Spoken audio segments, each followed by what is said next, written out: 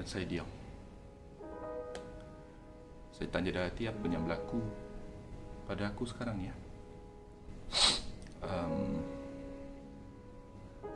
Waktu tu saya rasa macam macam dah tak lama ni.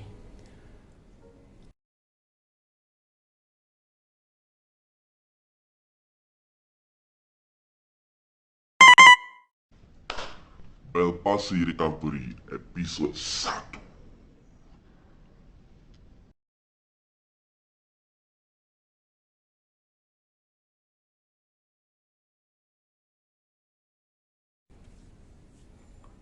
Bell palsy recovery.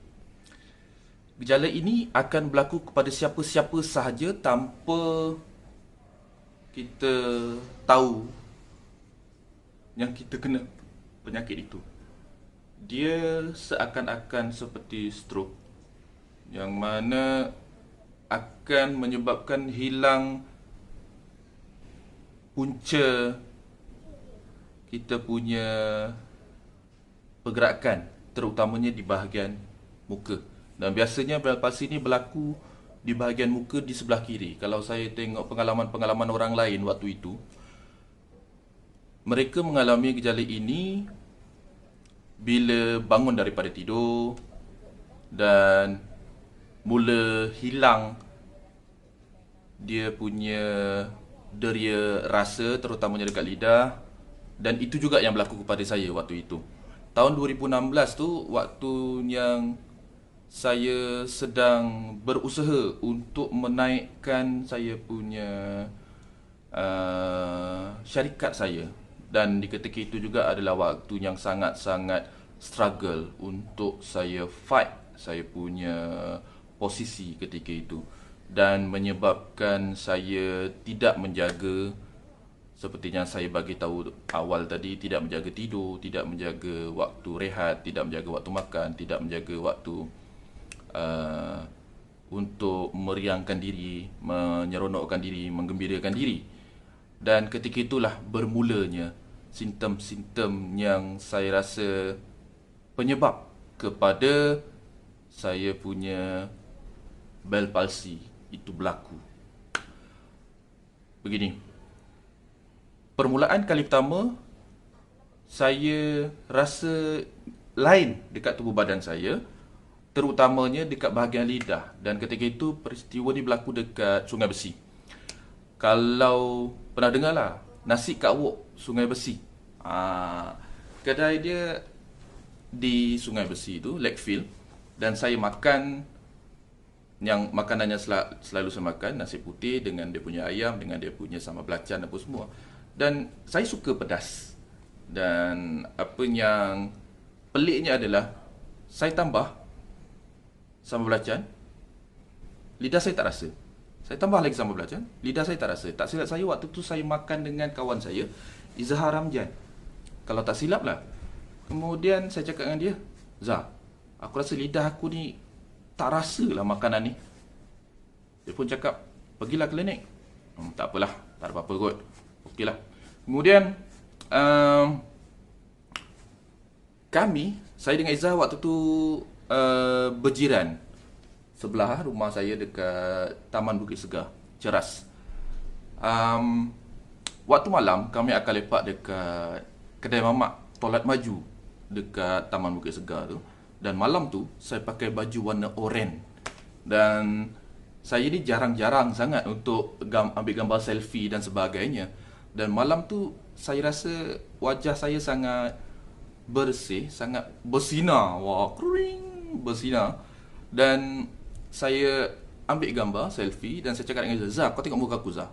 Kacak tak kacak Zah? Putih tak putih Zah? Dan saya pakai baju sejuk yang ada tutup kepala tu. Dan saya update dekat IG. Dia gambar dia. Inilah gambar malam sebelum kejadian. Baju oren, selfie. Cuba tengok tarikh 28 April 2016 dan ayatnya saya tulis. Nampak tak gambar tu? Mukanya berseri yang lain macam. Dan ketika itulah bermulanya simptom saya makin lama makin bertambah. Saya makan nasi lemak dan tak rasa pedas. Saya minum air teh ais bungkus, letak dalam mangkuk, saya minum, rasa tawar. Dan saya cakap, Zah, aku rasa tak sihat badan, aku balik. Dan saya balik rumah. Bila saya balik rumah dan saya tidur, waktu tu isteri saya tak ada di rumah. Dia pergi ke rumah wak dekat Kuala Selangor. Besok tu saya bangun tidur, saya nak gosok gigi. Bila saya gosok gigi tu, badan saya rasa macam tak tertuara, rasa macam lemah. Kemudian saya nampak perubahan dekat muka saya tu macam tak berapa selesa di sebelah kiri. Dan saya bagi tahu isteri saya keadaan saya, dia kata nanti kena pergi klinik.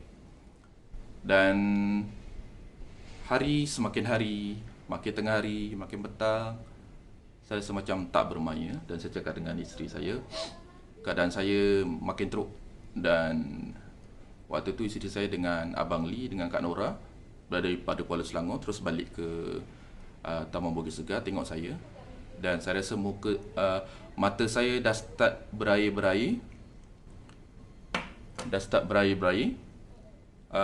Dia tak boleh tutup dengan secara automatik. Kalau automatik kan macam ni kan. Dia jadi macam sebelah je berfungsi. Kemudian saya baring dan isteri saya, Abang Lee, Kak Nora sampai. Saya mandi dan saya pakailah minyak wangi. Tapi minyak wangi tu saya tak bau langsung. Saya rasa kat hidung saya ni macam tak bau apa-apa. Dan saya nampak dekat bibir saya belah sini ni, dia dah start macam nak ke bawah. Dia nak ke bawah macam tu. Itu yang makin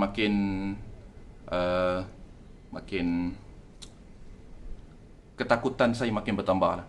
Dan Abang Lee, Kak Nora dengan isteri saya bawa saya pergi ke hospital Kuala Lumpur waktu tu. Dan dia tanya, dah makan belum? Saya cakap saya belum makan. Bawa pergi kedai makan dulu. Dan ketika itulah saya nampak saya tiada daya upaya walaupun hanya makan nasi. Saya order air, tak silap waktu tu air limau. Limau ais dengan nasi putih dengan lauk sikit. Saya nak minum air. Saya sedut, tapi bibir saya tak boleh nak kemam. Dia macam ni kan. Tapi tak ada, dia macam tak boleh nak kuat. Macam ni, tak boleh nak kuat. Dan saya makan. Waktu ni saya tak sedar lagi keadaan bibir saya macam mana kan. Saya ambil nasi dan saya makan. Dan apa yang berlaku, nasi tu jatuh terus dekat dalam pinggan.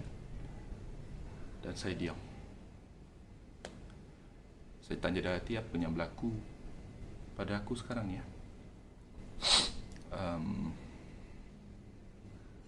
Waktu tu saya rasa macam dah tak lama ni. Tak apalah, saya paksa juga makan. Macam mana cara saya makan? Saya minum, saya dongakkan kepala, saya masukkan air, paksa dan saya telan. Kemudian nasi pun macam tu juga, saya ambil dan saya makan macam tu. Dan saya telan. Tak boleh nak kunyah. Mulut saya tak kuat, lidah saya pun tak memang tak berfungsi. Dan bawa pergi ke bahagian kecemasan, cek darah apa semua, tekanan darah tak stabil. Saya punya nafas pun dah naik turun. Dia bawa saya ke wad kecemasan tu. Tak silap saya ada beberapa orang MA yang cek saya, cek darah apa semua. Dan dia rujukkan saya kepada doktor pakar waktu tu. Waktu tu pun dah dekat maghrib. Jadinya situasi kat situ tak boleh nak cek dengan okey sangat. Kemudian mereka decide untuk saya macam demam biasa, perlu cek untuk buat CT scan. Buat CT scan Dan tapi CT scan tu berlaku tu besoknya. Apa yang berlaku esoknya? Tunggu untuk episod yang kedua.